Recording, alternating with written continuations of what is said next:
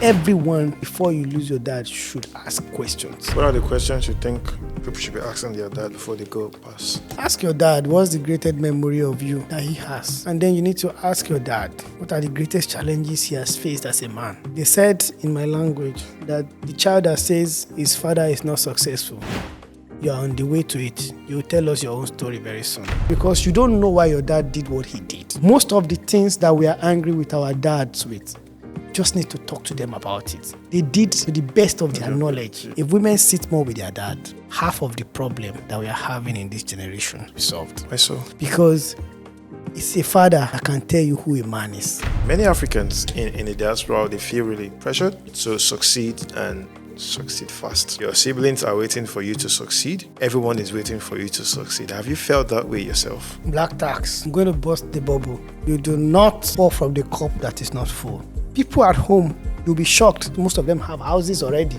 The house you are living, you don't own it. The bank, if you don't pay for 3 months, they will collect it from you. But the people at home, the small house they built, they finished it. Their kids are in private school, they are progressing. Think about the person you are helping. If they are no more comfortable than you. Have you ever thought about it? Everybody that asks you for money, if you don't have it, whatever they want to do, they still do it. Remember, those people that you give money today will be the people that will tell you tomorrow that you had the opportunity, you squandered it. Yeah. So what do you say about black tax? Black tax. It's wickedness, and we should say the truth. Imagine a child growing up where no one expects greatness. A child whose dreams are bigger than his world and whose story will one day touch continents. That child is Omotoyosi Craig. He advises presidents, leads global energy projects, builds innovation that changes lives. He's the author of Omotoyosi, the Child of Delight. His life proves greatness is not an accident. It's a calling, and today we dive into his journey, his identity, resilience, leadership, and the secret of rising without forgetting where you've come from. This is Emmanuel, and you're welcome to another episode of Becoming a CEO podcast. Hello, Tracy. Hi, good afternoon. It's afternoon. It is evening. It is evening. Good evening. How are you today? I'm very well. Always a pleasure having you around, to be honest. You're always what's it called? How do I put it? How do I usually put it? Fun to be around. Okay. That's good to hear. Yeah, always fun to be around. A lot of knowledge and a lot of information to share each time we have conversations. Thanks for that. Yeah, but yeah, on a more serious note, thank you for joining me on the Becoming a CEO podcast. Okay. Thank you. How's your day today? Not too bad. How was my day today? Oh yeah, I went to catch up with a friend, an old friend, and it was really good. And I relaxed for the rest of the day because I'm recovering. So beautiful. It was a good day. Cool. Generally. Cool. Let's get straight into it, to be honest. For someone that hasn't met you before, they might not even know you.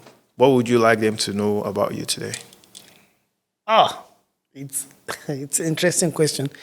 It's always great, or it's always fun when you are being asked to speak about yourself. My name is Toyosi Craig. Toyosi is from Omotoyosi, Child of Delight.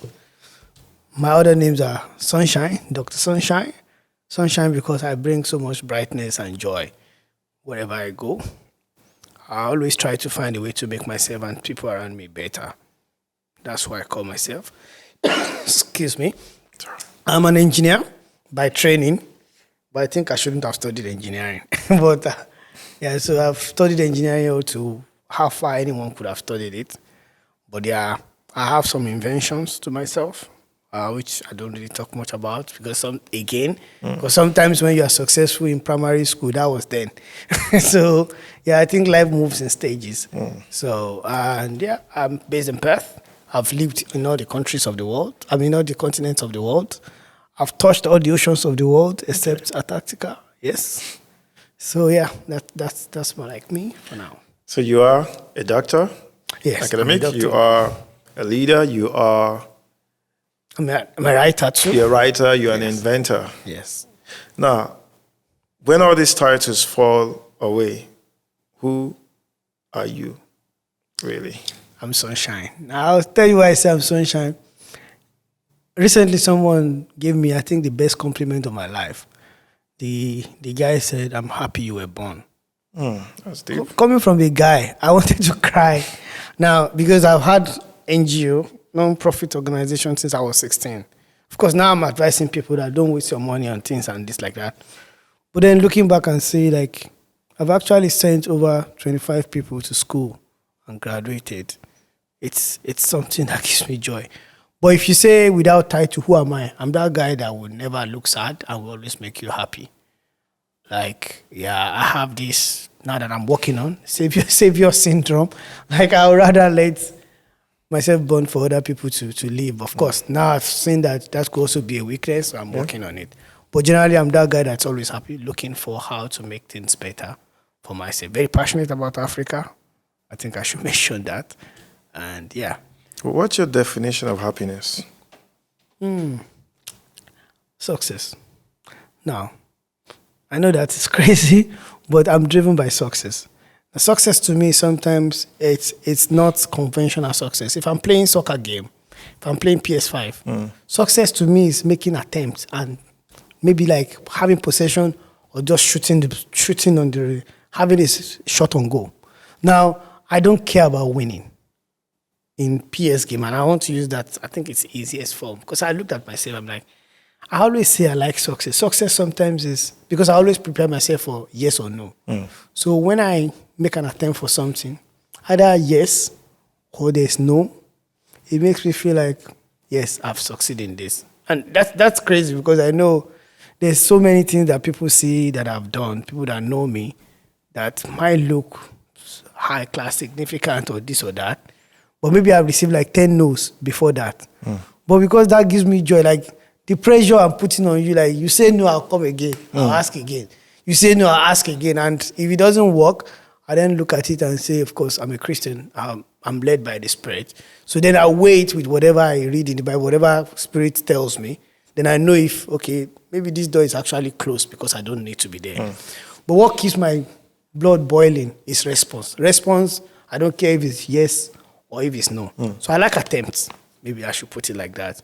I'm that guy, which is, that's why I say success. So success is once I plant something in my head, as simple as I see somebody's profile on LinkedIn, they are doing so well. I just approach you. I like your profile, this, and this. I'm proud of you. It's nice meeting you. Sometimes not asking to meet up or not asking for anything. Now, if that person responds to me, it's success. It gives me this joy. Have you ever had an experience of failure? First, what is failure to you then? If happiness means success, then what would failure mean to you then? For me, I think that's my greatest strength. And that's why I don't compete with anybody in life. I only recently got exposed. I'll answer your question. But I only got recently exposed to the fact that I was living in a bubble, kind of. Like there are some people that are genuinely wicked. There's some people that are genuinely competitive. Because of how I was raised and where I lived and people I've been exposed to, we pray about it, those prayers like God killed this, but I've never experienced it. But life has now happened to me as I grew up and I realized like that. So to answer your question in terms of what is failure, to me, that's the problem. I don't really see failure. I just see opportunities. And this is not motivational speaking. I'm telling you the truth. On this, my older sister once told me like, maybe because you've always been shining from kids, you don't really know that people fail. But the truth is there are some things I've also knocked the door. There's some things I've applied for. An instance, excuse me, an instance would be when I made the pounded yam making machine. I invented the pounded yam making machine in Nigeria. A lot of people might not know. But now, from there, I was invited by the British people or something like that to come and get an award. I think it was my alumni or something. I was invited to UK for an award. I was doing my service here. I never wanted to travel. I wasn't interested in it. But I had a lovely boss who was like, okay, he was going to watch the Olympics in 2012. So he was like, you can tag along. I applied for the visa. I was rejected. I was really disappointed. Right? So I have disappointments. I just don't see them as failure. So I was disappointed because I wasn't interested. I'm like, nah, you asked me to come collect award. Now you still reject the visa.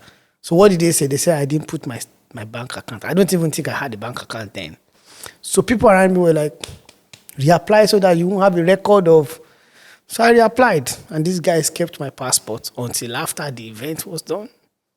And then they gave me my passport. They said, we couldn't give you a visa again because that event is over. I was hurt, disappointed. But what did I do? I picked up my pen, I wrote it down. So in my book, there's a chapter that says Toyosi versus the Queen. So what did I do? I started asking people that I met at the embassy. Because I'm like, tell me your story. People are like, yeah, I've been applying for 100 times. Genuine people, right? There are people that I even became friends with from there. And they were like, you have to lie. I was exposed. I didn't take it badly, of course. I was disappointed. But I turned it into a weapon. I met a lady who is in my book about, like, it's a very horrible story. So I made up my mind that I'm not going to the UK. I know it's crazy. I might be nobody. But I said, my protest is, I've been to I believe by now, I've been to every major cities in the world except China. Or you say the Korea, everywhere, Germany, anywhere I've been there. But I'm not going to UK until I get an apology. Of course, in the book, I said from the Queen. But the Queen is dead now. So a lot of my friends will be like, okay, just come. So I said all this story just to tell you, like, it's not like I've not met disappointment in my life. But that concept of failure means like you put in all your effort and then boom, it's over. Right? So what you have is a mindset you've created. I won't want to call it a bubble, but it is a mindset you've built. And you've put your value around all of those where you don't see failure as failure, rather an opportunity. Understand? But speaking to those that do not have yet the ability to visualize failure the way you're visualizing failure, what would you say failure is? It's difficult because that's all my mind say. Now, failure is an opportunity for you to start again. It's still the same thing I said, right? And the truth is, there are times, if there are no failure, then why are we in life? If everything you apply for, you get it, then life is boring.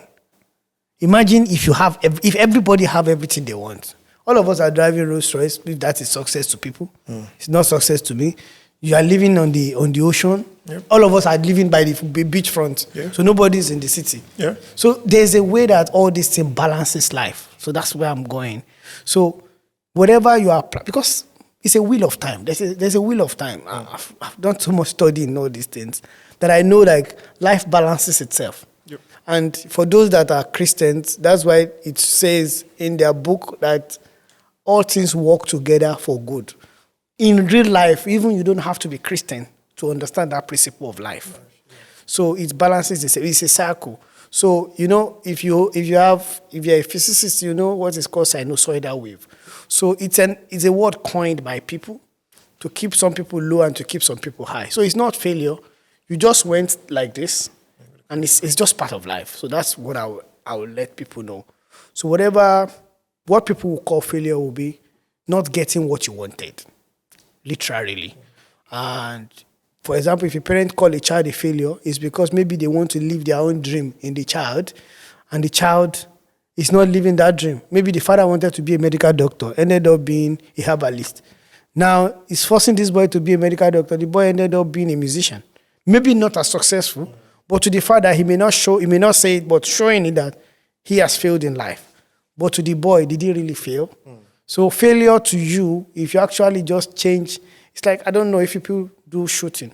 If you are shooting a gun, if you look like this and do like this, if you close one eye and switch to the other eye, you realize that where you are pointing the gun at is actually here, not here. Yeah. So when you see anything that is failure, cool off and just switch the eyes. So just perspective. Yeah, just switch the eyes. You actually see that most jobs you actually want, for example, most visas you want at the time you want them, were not the best for you. Your dad is still alive, yeah? Yeah. What's your relationship with him? Great. Lovely. I'm an advocate for men. As an advocate for men. I still spoke to a lady today. That was the first time I was speaking to her on phone. And I told her, I hope she watches this. I was like, you celebrated birthday for your mom. Did you do anything for your dad? We've got a rule in my house. You can't fly out my dad without my mom. You can't fly out my mom without my dad. If you don't have the money to fly both of them, let them stay together. Now, they are just, there's so many things. Of course, now we know that mothers are mothers. You know those times that you gang up against your dad. You will say this, you will say this, you will say this. And then my dad will come home. And then we'll be like, all of us. And then my dad will just say, Is that all? Thank you very much. Can I have my food? We will all be angry because we expected a response. Now I know that by his silence or being careful with his words, he actually kept the home. My mom is hot. My dad is super calm. Of course, now my mom is older. She's not hot at all anymore. But the truth is, my dad sometimes he will say, okay, bring my food. My dad is the one that when the food is too sweet or there's too much salt, he'll be like, your mother know that my body needs salt today. Instead of saying like, this way, those little things. And then the truth of the matter is, in our house, we were raised reading books in our language, all through, like by primary 3. So I know a lot about my culture. I read all novels about my history. And every night, we sat together, we make stick meat, he tells us story. This is real life. It's not like Tales by Moonlight. We have a proper house, but he tells us story. And there's a way that helped me, even when I mentioned in the book. There's a way that helped me because it was one of his stories that I told when I was being asked a question. And that's how I landed meeting the president of Nigeria.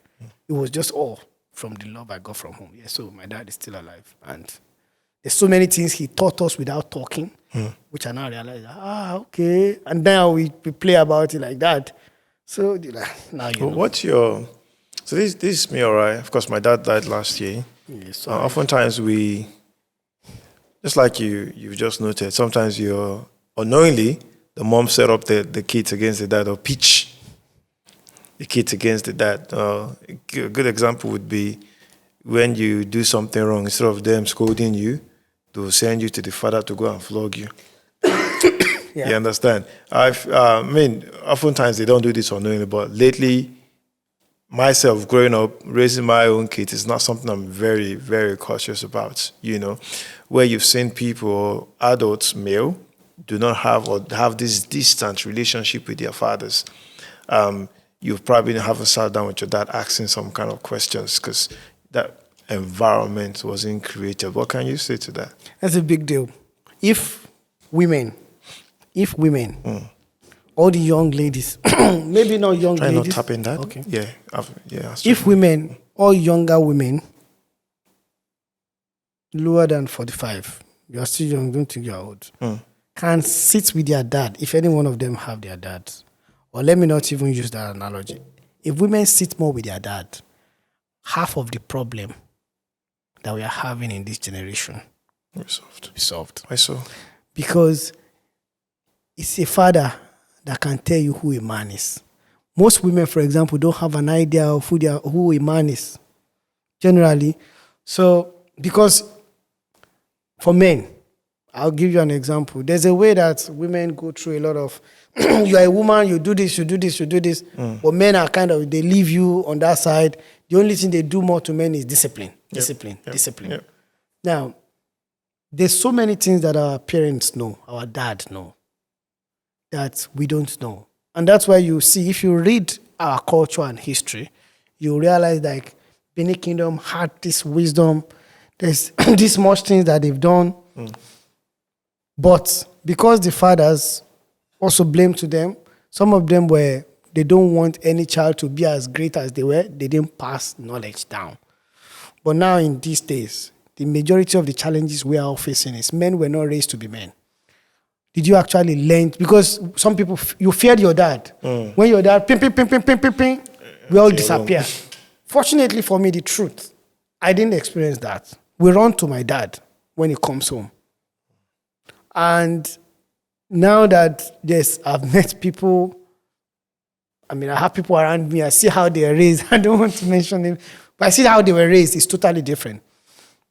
I've got someone close to me that says the first time her dad ever told her he was proud of her was when she finished masters, right? And I tell you, my friend, it's my mom. My mom was a disciplinarian, but my dad was a loving, the caring one, kind of. But there's a way my dad punishes us, for example. If you do something bad, my dad will invite you inside. My mom is cane, punish. My dad will invite you inside, and he will be sleeping and tell you to sit down or fan me. Now, it's more effective because you could hear your friends playing soccer outside, right?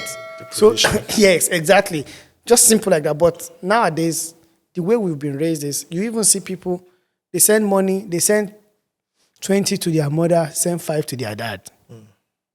The truth is, your parents are equal. Me, I put my parents on a salary. Both of them, they get their share equally. I should be careful how I speak because I've now learned how other people were raised.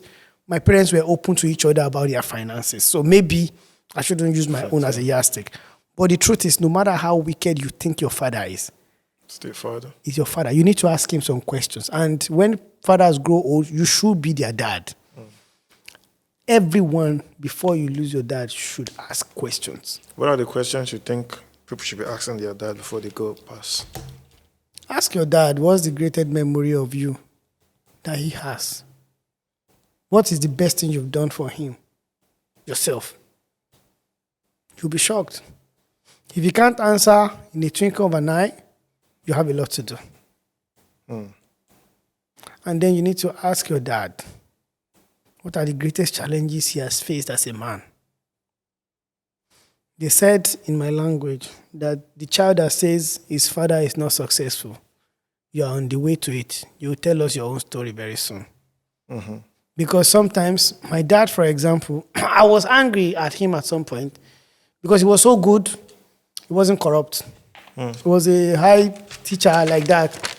He was working in some schools, but I could see other teachers like him. They have money because you can do GC. Excuse me, you can do GC, but he won't take all this. I'll be like, But then I realized, like, maybe there's some favor we all enjoy in life because he was just being sincere.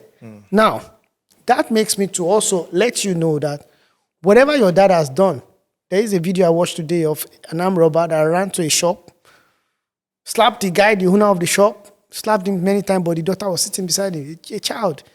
So he robbed the guy, took all his phones, and then the daughter gave the robber her sweets. Like, she wasn't talking, she was also scared, like, if you could slap my dad, take his phone, take my sweets. And the robber was like, oh my God, returned all the phones, hugged the daughter, and said he's sorry and left. Now, my own conclusion from that clip is that he was robbing for his children. This story I said because you don't know why your dad did what he did. Most of the things that we are angry with our dads with, you just need to talk to them about it. They did to the best of their knowledge. So that best of their knowledge could be something that if you look back now with your Gen Z or exposure, you feel, you shouldn't have done that. It's the best they know. Ask them the question. Forgive your dad. Let your dad forgive you.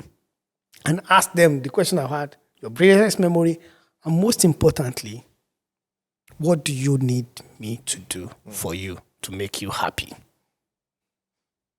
We did a together birthday for my dad and mom. Because subconsciously, my mom did 40, did 50, did 60. That didn't do anything. We're just like, wait, what's going on here? Yes, understandable, my dad doesn't know his birthday. It's those days that they just wrote numbers somewhere. And we just told him, okay, you assume that you are 70 on paper. Wait 3 years when our mom is 70, then we do it together. We did it together. And I believe it's the happiest day of their life. Amazing. Look, I'll move on quickly. Many Africans in the diaspora, they feel really pressured, to succeed and succeed fast. All right? Or to represent the continent. To be honest, if you left home in search of a greener pasture, you will feel that pressure. You need to make it and make it quickly because your siblings are waiting for you to succeed. Everyone is waiting for you to succeed. Have you felt that way yourself? Black tax. The first 10 years of my life, I used it to serve people, which is wrong. Now, I'm going to burst the bubble. You do not pour from the cup that is not full. It's tough, but it's the truth. I was working in South Africa. I was earning a lot for someone that just finished school. God really blessed me from PhD. I didn't start from the bottom. I started as a manager. So I was up there. And everything I was earning, there's always this. You are doing everything thinking for your family. And then I got home, met one of the people I help.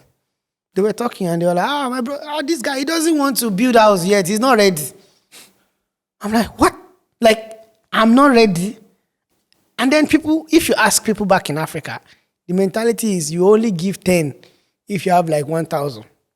That's the mentality at home. Remember, there's no loan system. They need to keep their cash. They need to be prepared for rainy days. So the mentality at home is you will only give 10 if you have 1,000. That is how they think we are living overseas. Overseas, people collect their shift money. Immediately, they are sending it online back home. People at home, you'll be shocked. You can even ask. Most of them have houses already. The house you are living, you don't own it. If you are showing off you are competing for nothing. The bank, if you don't pay for 3 months, they will collect it from you, even if you have paid for 15 years. But the people at home, the small house they built, they finished it. Yes. Their kids are in private school. They are progressing. Some of the people here even delay before you give birth. And other people are giving birth on your behalf. My brother is up there. My sister is up there.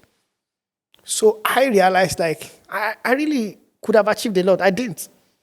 Sending money, and that's why I said, even the foundation I was doing, now I encourage people when you do foundation, you need to be wise with it. If you are not making money from it, if you are not wealthy, don't do it. If you are passionate about people, yes, thanks. Well done, you are passionate. It's telling you what you will do when you get to where you are getting to. Write the vision down. Don't do it now. When you say foundation, what do you mean by foundation? My NGO. Okay. So I was sending people to school, Okay. The guys, some people thought I was political, but it gave me so much joy. But the truth is it worth it? Yes, I help people's life, but at the end of the day, I have two uncles. One helped the whole family.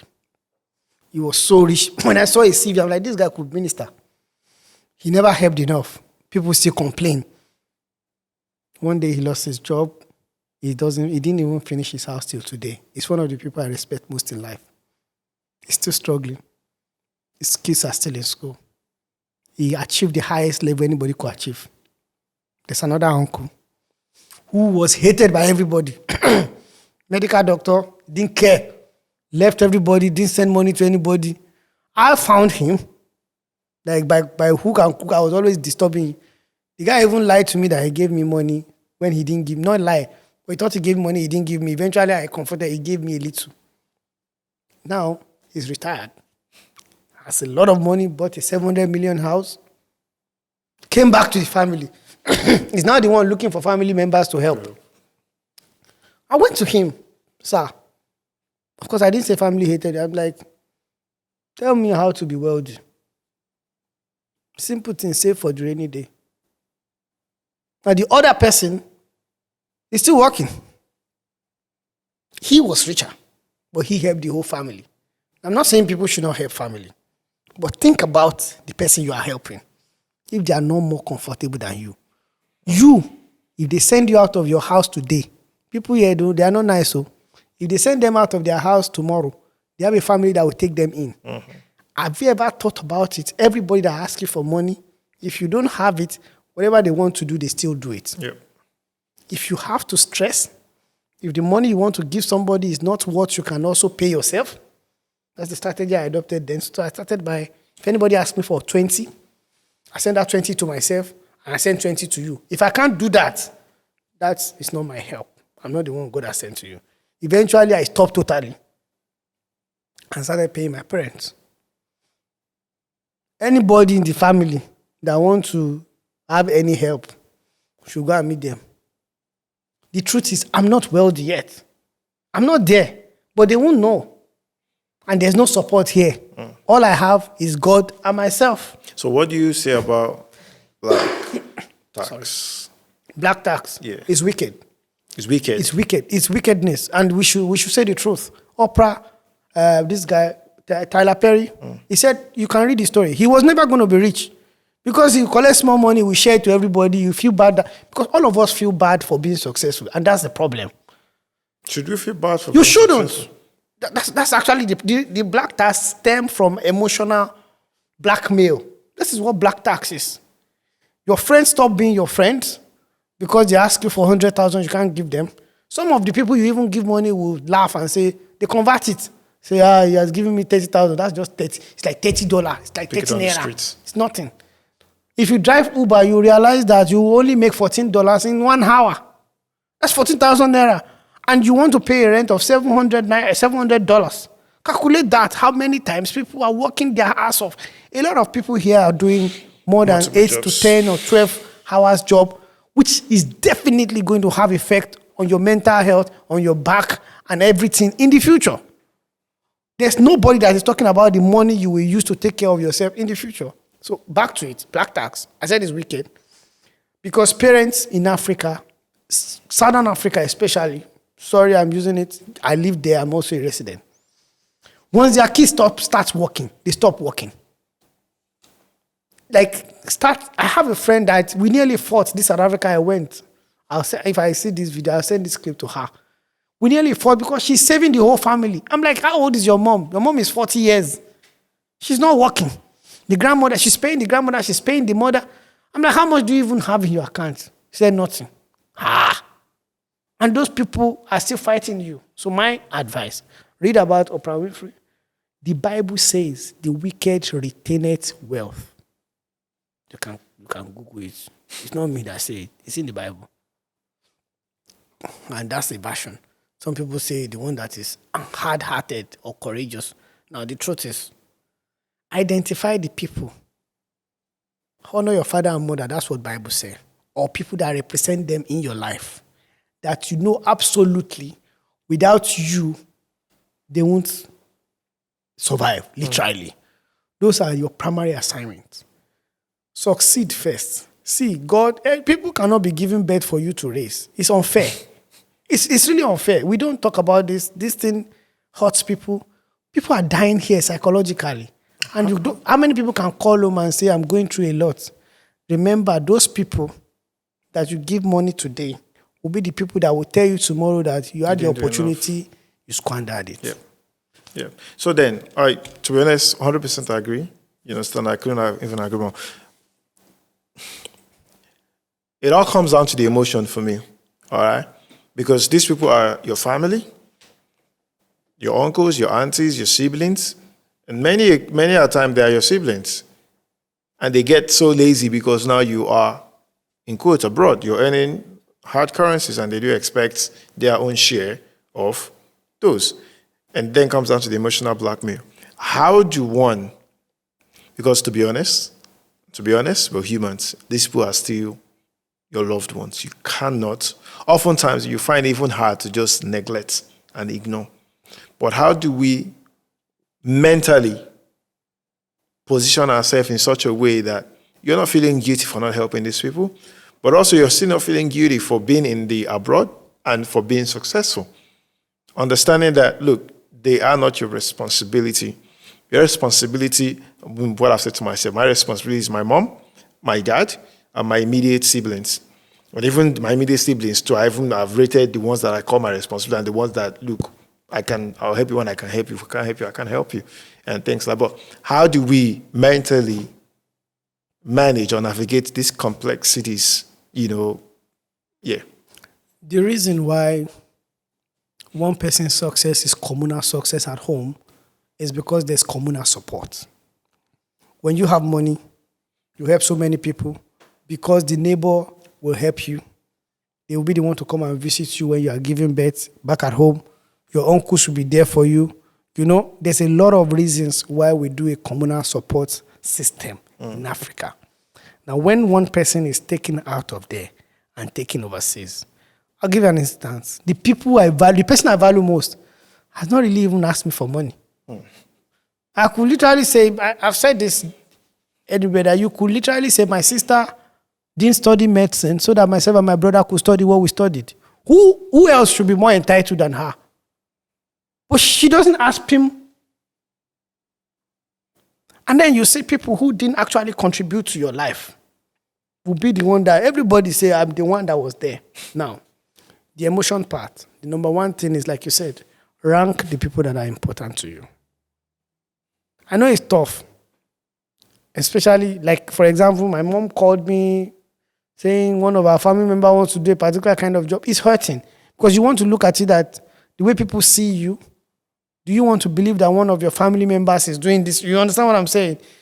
But the truth is, are you there yet?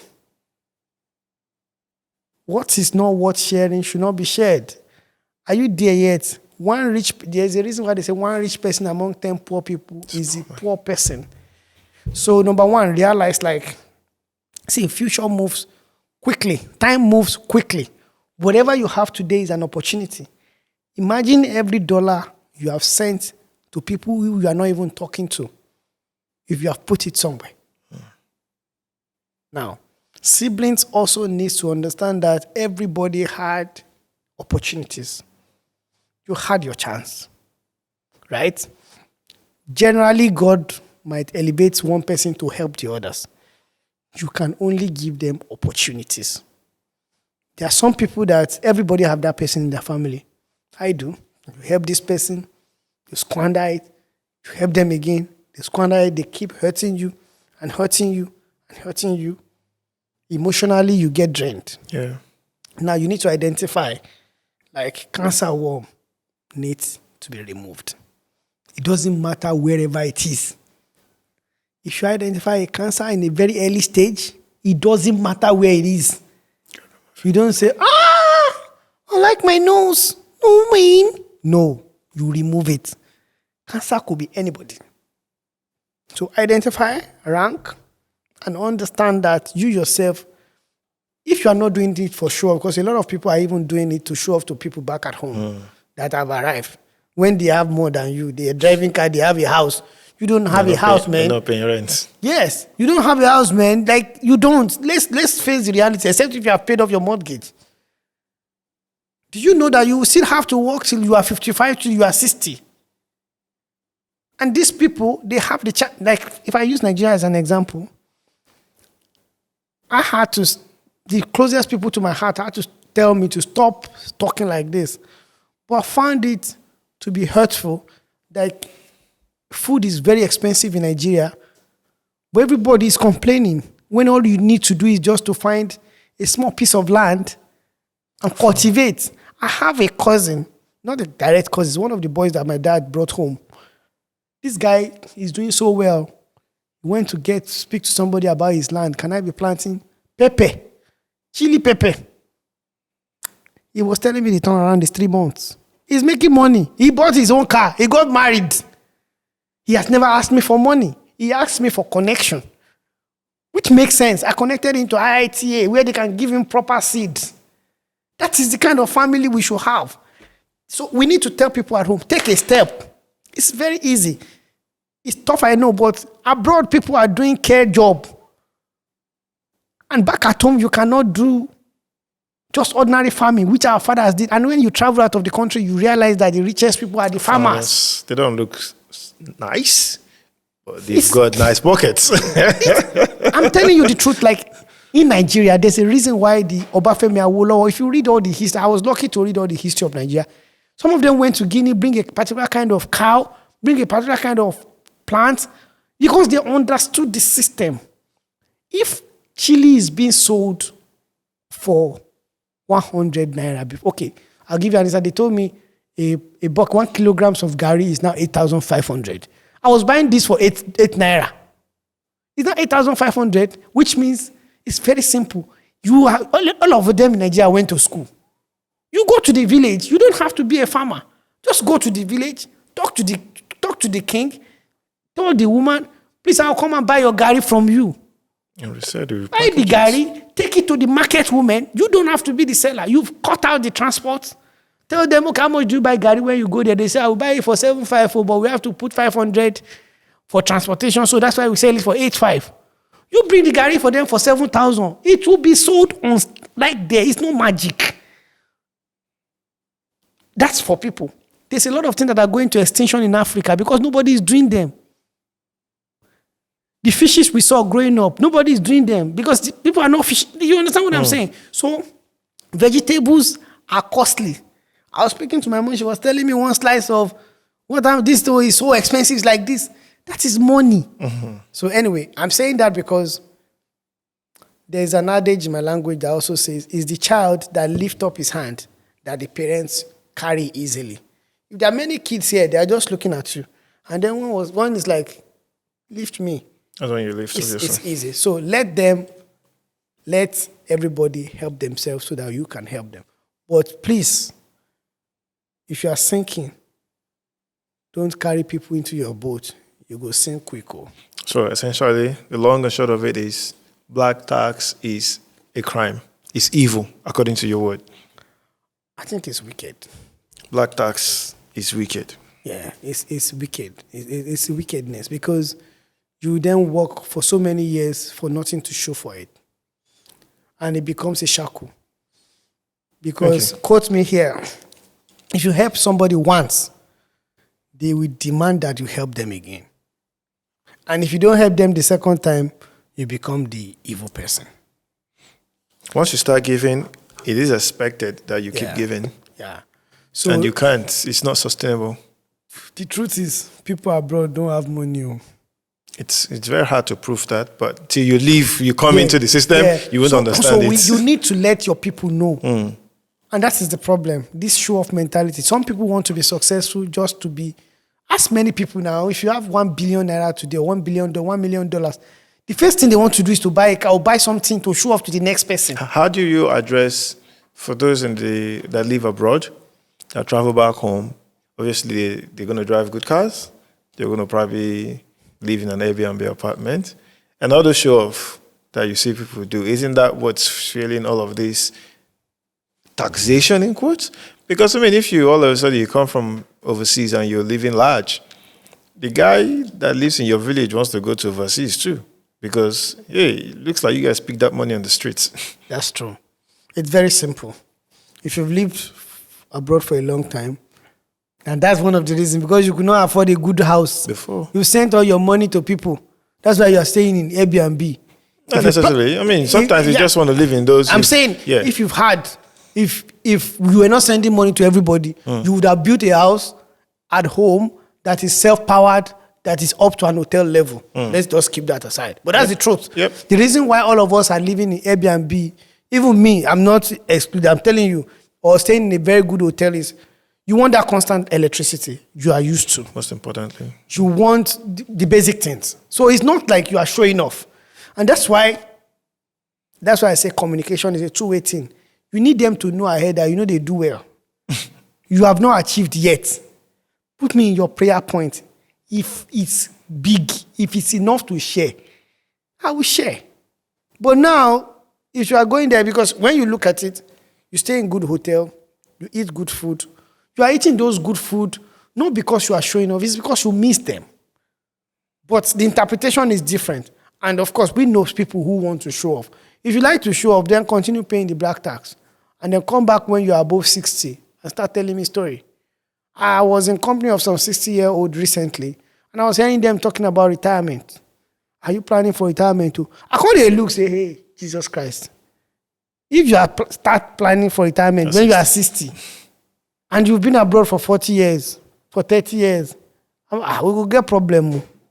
So my advice in that line is, stay comfortable wherever you want to stay. If you don't have the capacity to have built a home that is comfortable enough, when you stay there, do not show off, right? I understand that some people even take escort, do this to protect themselves in quotes. If you need it for your own security, fine, do it. But let people realize that you have not achieved what you want to achieve yet. Thank you. Yeah. Amazing. I'll move on next. You lead the AP currently. I do believe you guys are doing amazing. AP has been existing for a while now, and I wouldn't say I'm fully in. I've got many other commitments, but from the outside, what I've seen, I mean, since you came on board, you and your team, you guys have done pretty much an amazing work. Now, my question to you is, what's the silent struggle African professionals face here that is rarely talked about? There's one that I just recently thought about, and I think we need to discuss it. It's culture shock. Culture shock. I don't know whether my pronunciation is right. Yeah, cultural shock. Yep. in workplace. Like joke, in Australian workplace, if you have an issue and your boss says, all's right, all's good, mate, all is good, mate. You think all is good? You think all is good, you go home and sleep. And then the same person go and write a whole epistle about you. Now, that is totally different from where we come from. Excuse me. A lot of people fall into that trap because no one told them. Then there's what we called, I'll come to that later. But sometimes you are alone because you don't see people that look like you in your field. And it gives this, what's the name of this? I forgot the terminology now. Where you are thinking you are not good enough. I forgot. It's not coming to my head. Imposter syndrome. Yeah, imposter syndrome. Thank you. Because sometimes the truth is when these people see your work, the truth is what is good is universal. If it's good, universal good is good. Universal great is great. But then people, because they need to bring you down, they look at your work and try to bring you down. You need to know your worth. So in the African community, I believe one of the things we are facing is imposter syndrome, where people start feeling or doubting themselves. Number two is the challenge of most of us were high up before we came here, and you have to start from bottom, which has cascaded into family problems for a lot of people.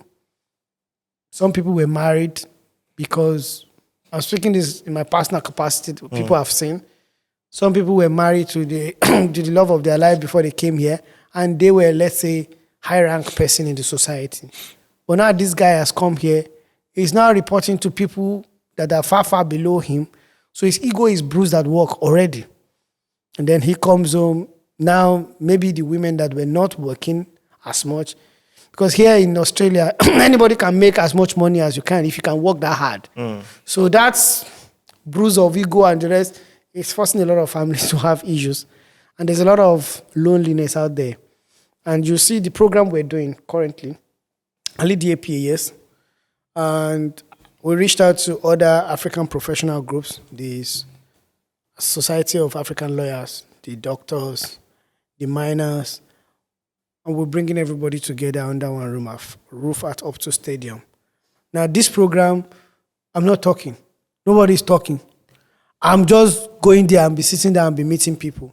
I just wanted to have an avenue, just have a platform where this place is open, there's bar, there's food, you buy your own food, you buy your own drink. Some people have even forgotten how to meet people out of loneliness, because imagine if you are working in the mine, 2 weeks off, by the 1 week here, the first 2 days you are resting, the next 3 days you are setting your family, the last day you are going back. Before you know it, your social life is killed, right? So those are the reasons. And then you want to also make this much money to pay your black tax. You are working 24/7, there's no social support. And just like I believe one of the books I've read growing up, African book, shows that men, for example, are like lions. You need to walk yourself. Like you need to walk yourself. Yep. Long story short, if somebody is not walking yourself as a man, which means you are not meeting people, you are not going out, you are always locked in with your wife and partner or children, then you start pouring emotion at each other. You guys start getting irritated to each other. So those basic things outside of professional world is also what we want to provide. So people come around, 3 hours, meet whoever you want to meet an old friend, right? Just have that platform. At the same time, the issue that I've met when I came in is we don't sing our stories. We don't talk much about our success ourselves. Unfortunately, these days we live in a generation where noise is equivalent to validation. Impact as well. Yeah, exactly. So you see, they are having issues about economics debate, and the musician will talk, and the whole country will be, hey, so person said. Like, dude, he's just a musician. He knows nothing about political stability or election or anything, right? But because they talk and they have followers, is what the news will carry. Now, imagine yourself that you are doing so well, but culture, the way they've taught you, you shouldn't appreciate yourself. You shouldn't even speak about yourself. You see some people who say they are not on LinkedIn because everybody is just showing off there. But you are not telling your story. Because if you are not telling your story, nobody will know you. Yeah. Whatever you are doing that you are not putting out will not be known. So as APA, one of the things that I was passionate about is telling our story. And you would have seen that online, that we always pick somebody, talk about their story. And then now, how do we let the people that hosted us know, like, we are good migrants? We're actually great migrants. I met a man who is a psychiatrist doctor who's been here for 30 years. Went to my high school. I took a picture with him. A psychiatric doctor that has practiced here for over 25 years. That's a big deal. There's so many people working in remote areas that are African doctors that they are the only doctors in the whole area, which means the livelihood of everybody in that area is dependent on them. Most of these jobs that indigenous will not even do. So we sustain the world, like we balance the system. And we need the government to know. Hence, we also create platform where professionals will sit down on a round table with the decision makers, give your testimonies, tell them your challenges, and we tell them what we think works for us. Because the issue is most of our lives have been decided. I've never seen an African on Channel 7 or Channel 9. Maybe it's not. Maybe I'm the one. Maybe I don't watch TV. What does it mean to be a professional, an African professional in Australia today? What does it mean? In what aspect? A similar question I asked one of my last guests here. What does it mean to be African Australian? That time. And in the same light, what does it mean to be a professional in Australia? It's a broad question. It's a very broad question. But I can say this, okay? Yeah, no. I can say this, like, it means you have to do 5 times to get 1 that your counterpart is doing. It means you have to prove yourself. I mean, you have to work 5 times harder to get 1. That's my own calculation. Yeah. Somebody said you need to work double to get half. You need to work 5 times. I'll tell you my story, a flash of it. Most of the things that we do here in Australia that is called innovations are what I've done in Africa 7 years ago. I'm an energy expert, right? So we did it out of necessity. We don't have electricity now, so we have to be inventive. We have to do it. But here they are doing maybe renewable or anything like that. It's more like feel good, on net zero, climate change. It's lovely, but it's not out of necessity. Because if they don't do it, the light will still be on. Yep, true. Right? Now, if you speak like that here, and there's a big problem that I'm still learning about it. I'm hoping we could create a seminar and talk about it. It's what they call the tall poppy syndrome in Australia. Tall poppy syndrome. And that's the greatest problem that Africans are facing. Now, tall poppy syndrome means you should never be seen as too good. You shouldn't be seen. And the way we came up from competitive background. In Nigeria, for example, we are 300 million people. I've got to show you I know my stuff. I'm not showing off. Competition is stiff. Yeah, I'm not. If you ask me a question that I know, I will explain to you in details. I still remember my periodic table from high school. It shows you how much I read it. I can still tell you soil is the loose top part of the earth crust. We support plant growth. That's from JS2. It shows you how much I read it. So when I talk about my stuff, I know my stuff. The first challenge here is the imposter syndrome and the way they look at you and the way they take your work make you first doubt yourself. Right? So in an attempt to maybe increase your quality, you actually decrease the quality of the work you're doing. Because then sometimes, because some people believe you don't speak good English. They forgot that we've learned English for the rest of our life. And English is not a test of intelligence. Yeah. Now, I've written so many academic papers. I've won a lot of awards in academics. Now I write something and someone who you know, like, really is telling you that what you have written is rubbish. And then they rewrite it and you look at it and you'll be like, wow. So you have to unlearn what you learn, which is global standard, to our standard. I want to believe that maybe the different roles or professions you are in, you need to learn that politics to kind of reduce your standard. Because here, that top poppy syndrome means you can read about it. It's a big deal. You can't go to interview and be too bold. The person that's interviewing you has problem with you. So now, even myself, how do we balance it, right? That someone asks you a simple question. I can tell you the stories because we read the encyclopedia, we read Encarta. Encarta had everything in the computer. We know our stuff. I know Shakespeare. I'm an engineer, but I can still tell you out, brief candle. Like, I know, like we did everything. There's a lot that is boiling in my brain, right? But then there's top-up syndrome where, as a medical doctor, for example, you have to write so many exams to be able to practice here. Someone who has been a highly rated GP before they came here. Do you understand? So because they don't understand where we come from, Africa is a bit far from Australia. They don't really understand. South Africans have tried and they've pushed a lot. And of course, we know why, but at least, why? Yeah. I'm not going to be the one to talk about that. Let's talk about it. Why? It's an open podcast. I know, but South Africans were given some privileges to come here. So the people that came here, they were smart. They explained their system. Smarter than their black counterparts? No. I said they were smart in how they dealt with Australians. We could go down in color, in race terms, in terms of that. So I just want to say, in Nigeria, for example, we are all Africans. We're all blacks. Any white Nigerian is mixed. There's no white Nigerian anywhere, right? And then Nigeria is far from here. Let's leave it like that. So in UK, for example, there's a lot of things they already know about Nigeria. France, for example, we take a lot of things that we do from Nigeria because the president lived in Nigeria. He speaks Pidgin. UK, almost everybody there knows Nigerian.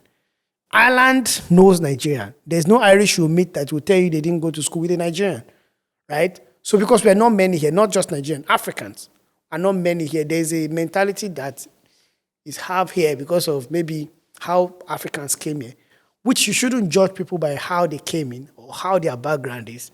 It doesn't stop us. Back to your question, to round it up. African professional, the challenges we're facing is having to unlearn whatever you have learned in culture, also in approach. And then there's a lot of challenges to be able to practice into the level you are practicing. And that one, we are working on it. I'm very interested in seeing a situation whereby, imagine you writing English tests and you have it's even a disgrace to, the disgrace is too harsh. It's an embarrassment to the universities here. If somebody finishes a master's or PhD, wants to apply for visa and the country is asking them to write an English test, which means that certificate should be withdrawn. Didn't he do the certificate in UWA with English? That is where it shows that this. Yes, I do feel the IELTS system, while it's there for a reason, but I do see that as a business strategy rather than a test of English, like it's called. Yeah, it's money-making scheme. It's more about a money-making scheme. But is it fair? It's, of course, business. I was saying this to a friend the other day.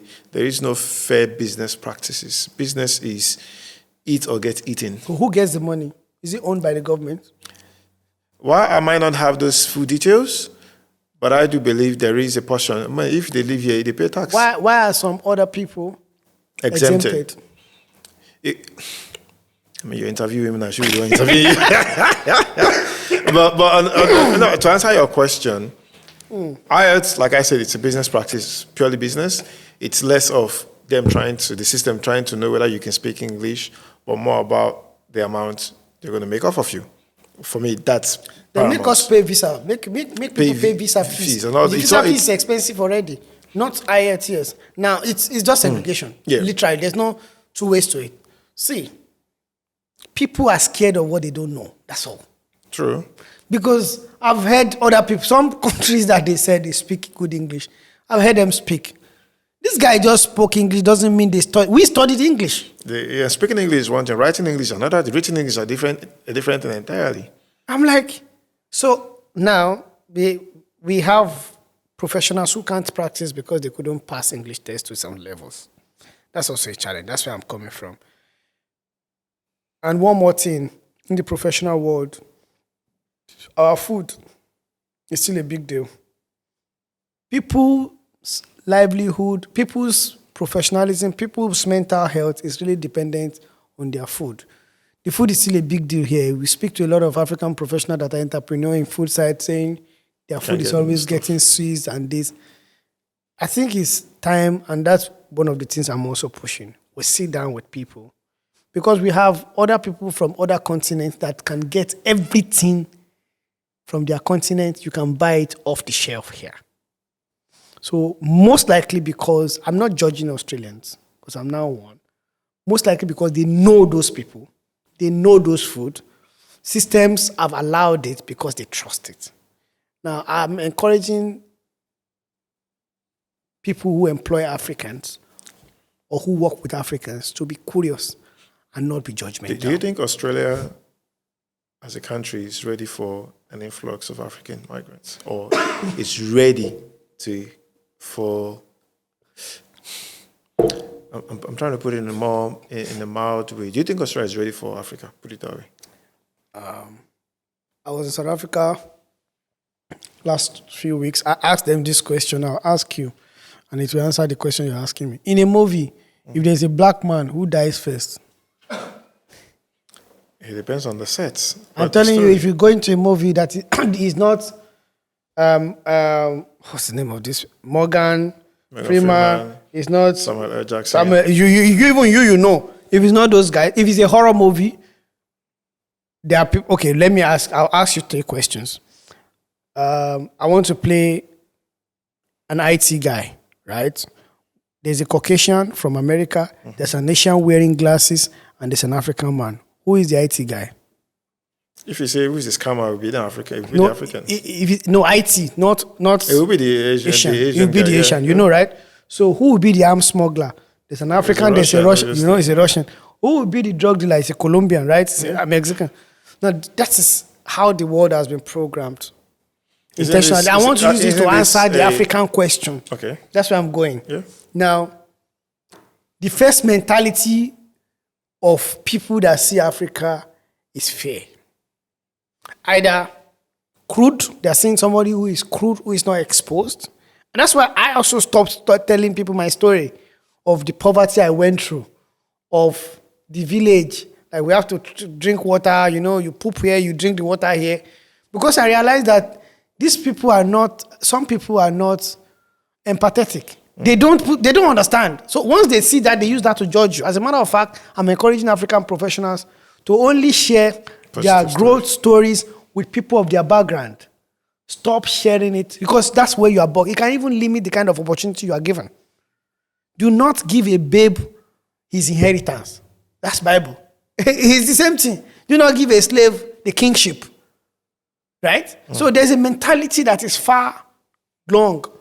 Generations after generations have seen Africans as slaves. You can't tell me. It's just like asking South Africa. If you punch in South Africa very well, how many are not xenophobic in mind? And it's true. Everybody wants their country, but let me leave that. Like, how many people are not xenophobic in mind if you really press them well?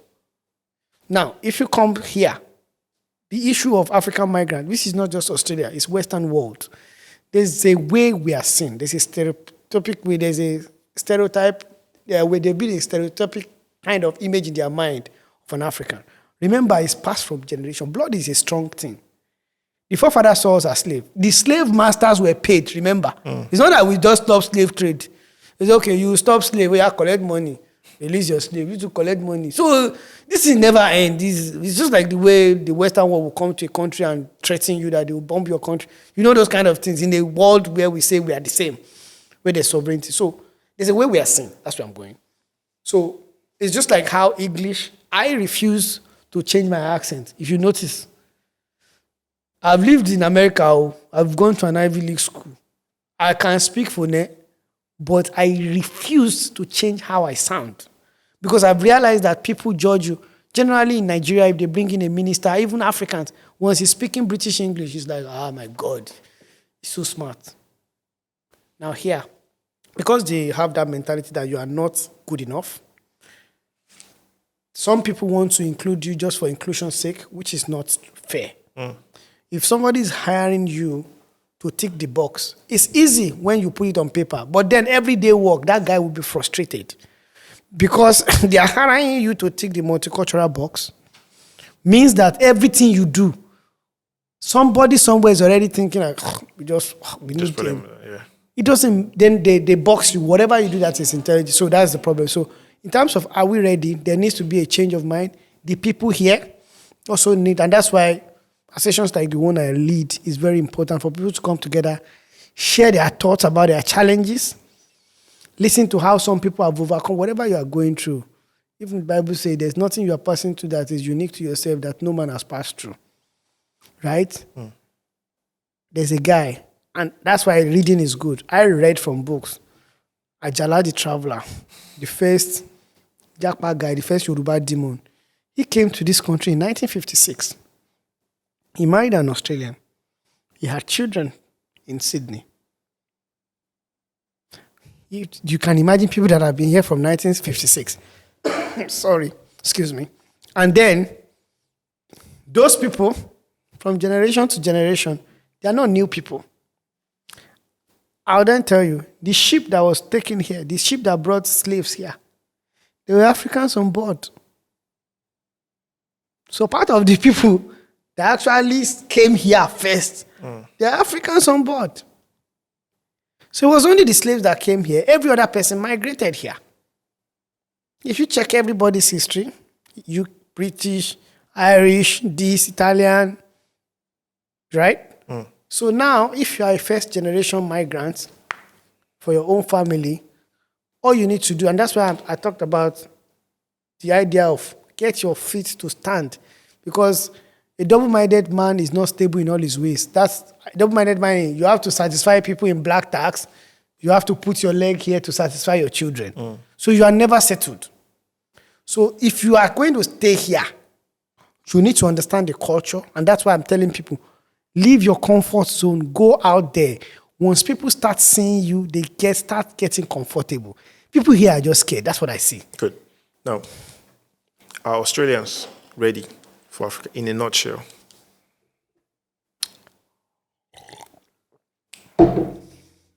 I think they'll get there. So they are not. I think they'll get there. They are not. Is that what you're saying? In a nutshell, is they need to, because I've interacted with different people. So if they are scared of Africans, then it means they are not there yet. A bit of learning needs to happen. Yeah, it is a lot of learning that needs to happen. So how we can't say they are not ready because they went to some African countries and helped bring a lot of people here. And that's a credit to them, right? It's fair for people to say, you can't come to my country and spoil your country. Statistically, let's check teenage crime. How many are Africans? You'll be shocked that it's not as bad as it's painted. It's not. I mean, to be honest, if you look at the whole population and then look at the percentage, I was shocked. 0.0. I was shocked. Yeah. I used to think like, it's no. So it can be solved. Yes, I came in here with a global talent visa. It's not brain drain. I decided to come because I wanted to come. Right? There are a lot of people that came here on different kind of visa. But the truth is we are all balancing, like I said, the wheel of time. We're all balancing the equation. So what Africa needs to do, what Australia needs to do is, because it's not just Africans that want to come here anyway. But if they want to come here for Africa, they need to understand that they need to be pathways. And Africa is not just one country, it's 54 different countries. Let's decide, do you want to deal with us as a block, West Africa, East Africa, like that? And then we'll find what works for each person. Okay. Most of the problems here have been solved in Africa. But we don't talk about our story, so it's shocked. Most of the IT problems, if this is a platform for me to tell Australia, the cyber security issues you are facing here, there are people in Nigeria that can help you solve it. There is Silicon Valley in Nigeria. There's a reason why Bill Gates went there. There's a reason why Twitter owners went there. There's a reason why Facebook owner went there. There's a reason why the top IT companies in the world are starting from Nigeria. There's a reason why the top IT in Silicon Valley are managed by Nigerians. In Australia, the medical aids, one medical aid has been attacked. The airline has been attacked. The shipping has been attacked. The communication has been attacked. A university has been attacked. Those are all the sectors. So there definitely is a group of people that are after Australia. Very simple thing. Speak to people like African professionals. It looks like wishful thinking, but it's true. First of all, you first understand how the West, Australia in particular, sees Nigeria. Yes. And that's that's where I'm coming from. A friend of mine was scammed here by an Indonesian, and he was telling him, I'm a Nigerian. The truth, statistically, you can check the record in the world. Nigeria is not top 10 scammers in the world. Yeah, true. But it's okay. Everybody says there are 300 million people. We're loud, but you'll be shocked why UK and America have understood how would that. Nigeria, sorry to cut you there, how would Nigeria salvage its image in front of the West? Oh no, in America, it's not like that anymore. In America, it's only the people that are not learned. If somebody says Nigerians are scammers in America, he's not learned. Nigerians are the most educated people in America. Nigeria are the top earners in America. Fact check, 100%. In UK, it's everywhere. Like Nigerians, you can't even do without them. So how do we get to that point in Australia? Because of proximity, those ones. So what will make that happen is the Australians, Nigerians need to start talking about their stories. There's a Nigerian doctor that removed somebody's fetus, operated on the mother, returned the fetus in America. Operated on the fetus and returned it back, yeah. Yes, it was aired. So Nigerians here, I've seen them in oil and gas. There are Nigerian doctors, retired, not even doctors alone, academics. There are Nigerian entrepreneurs like yourself. You do a wonderful job. I tell you, like you're doing mad wonderful job. I'm expecting you yourself to tell your story. Be telling us on LinkedIn. Tell us, speak to me if you need somebody you need to be present in political events so that they will see you. Because the truth is, the only way out is for us to tell our story. Tell your story, and then with time, it's a function of time. When they keep telling the story, when people hear this, and then they look at this, I mean, somebody told me, like, there's a Nigerian group of doctors that is more than 200 people. If Nigerians have Igbo group, Edo group, Yoruba group, and when each one of these people, when they are doing their association, you see the cars and you see the people, these people are not scammers. You can see them, they are with good family and good children.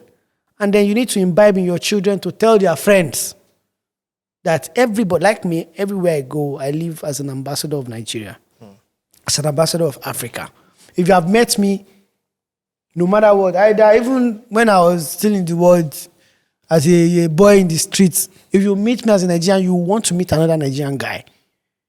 That's how much. You have plans of returning back to Nigeria? Oh, yes. How many years from now? I think I can answer that question here. The truth is, there's no place like home. There's no place like home. Yes, I'm fully here, I live here. But the truth is, there's no place like home. There's an atmosphere.